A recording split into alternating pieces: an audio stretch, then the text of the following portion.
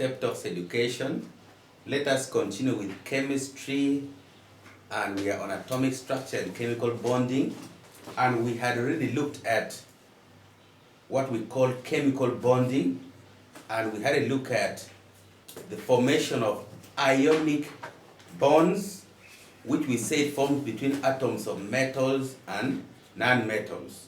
And it's as a result of the complete transfer of electrons from the outermost shells of metal atoms to the outermost shells of non-metal atoms, which leads to the metal atoms becoming positively charged while the non-metal atoms becoming negatively charged. So we looked at how these bonds are formed between atoms of different metals. We had a look at the diagrammatical expression of, or the illustration of how the bonding takes place. Now, we say that the ionic type of bonding leads to the formation of what we call ionic compounds. So today we are going to look at the properties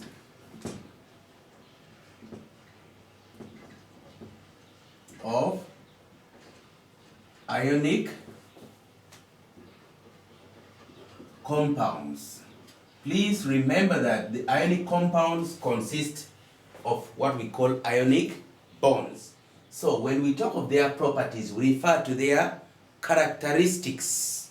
You need to know them and see how best we can use the knowledge of the properties of ionic compounds to identify them when you have been given some, say, tabulated data on some characteristics or properties of some of some substances. So the properties of ionic compounds: one, they are made up of ions. That means they are ionic and not molecular. So they are made up of ions and not molecules. Remember, we said that these ionic compounds, firstly, there is the formation of the ions, oppositely charged ions, whereby the metal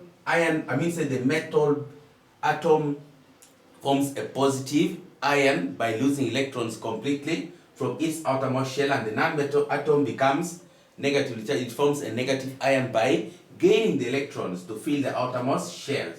So in an ionic compound, we have got ions. That's why we say that they are ionic and not molecular. They're not made up of molecules, but ions. Two,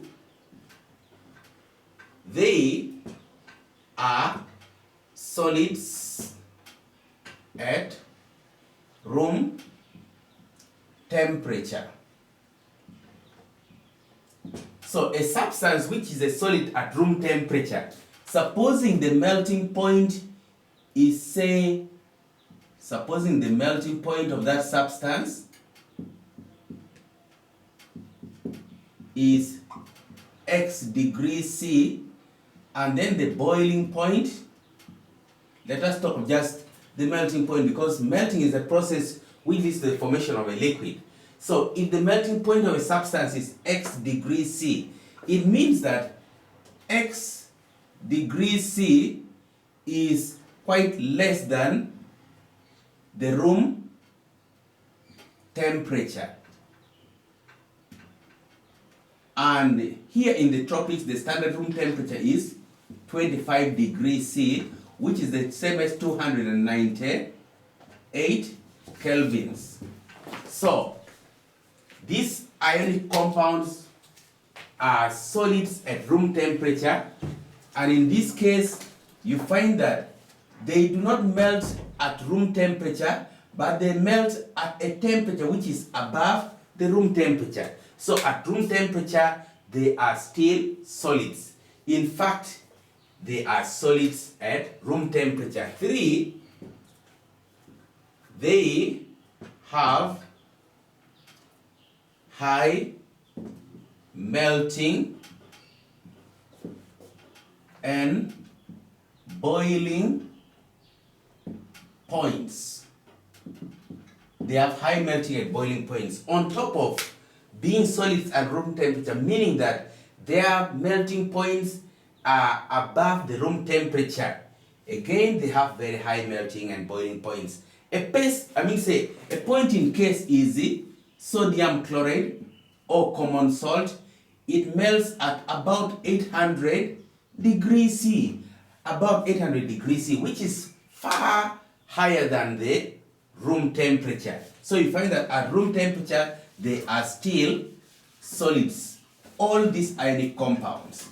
So they melt at a temperature which is above the room temperature. And indeed, the melting points are very high. Not only that, they are soluble in water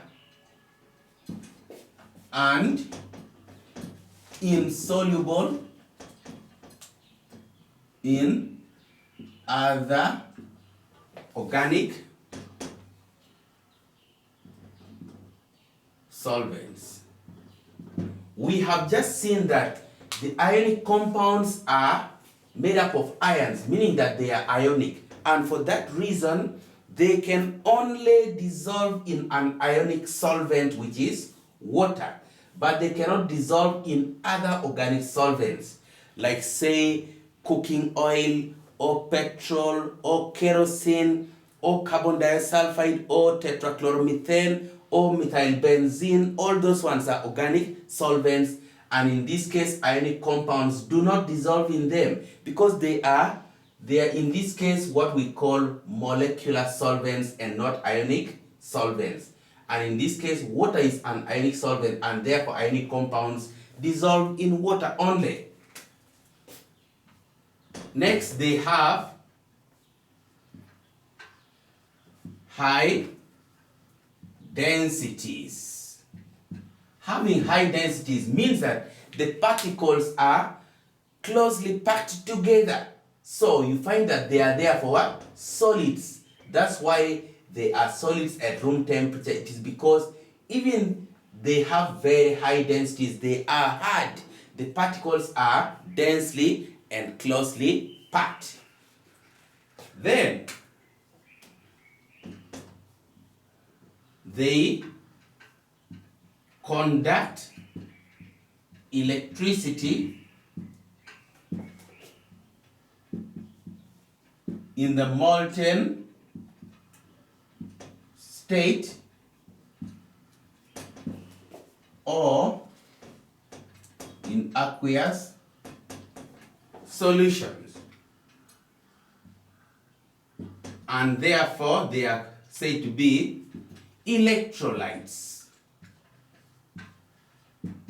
They conduct electricity in the molten state. That means when you heat it and it melts, then the melt can conduct electricity. Or when you dissolve it in water, then it forms a solution. It is soluble in water. Now, when you dissolve in water, it forms what we call an aqueous solution. And then the aqueous solution, as well as the melt in this case, conducts electricity. Reason being, in the molten state or in the aqueous solution, in this case, these ionic compounds will be having free ions. Their ions will be set free. But they cannot conduct electricity in the solid state, since in the solid state they do not contain free ions. And for that reason, we refer to them as being electrolytes. And electrolytes are compounds, not elements, but compounds which conduct electricity either in the molten state or in the aqueous state. And for that reason, we have said that the ionic compounds are said to be electrolytes. They conduct electricity in the molten state or in the aqueous state, but not in the solid state. The reason is that, as we have seen, that in these states here, we have got free ions. The ions which are in the ionic compound will have to be set free by either heating to the melting point, and when it melts, or when you dissolve in water, you form an aqueous solution. And in the molten state or in the aqueous solution, you will be having free ions, which then conducts electricity. So they are referred to as being electrolytes. And mark you that electrolytes are not elements but compounds, and in particular they are the ionic compounds. So we have seen the properties or the characteristics of the ionic compounds. They are made up of ions and not molecules, meaning that they are ionic and not molecular. They are solids at room temperature, and in most cases you find them existing as crystals. So they are solids at room temperature. They have high melting and boiling points. So their melting points are much above the room temperature. In this case, that's why at room temperature they are still solids. So they have high melting and boiling points. And I showed you a case of sodium chloride, common salt, which melts at about 800 degrees C. That's a very high melting point.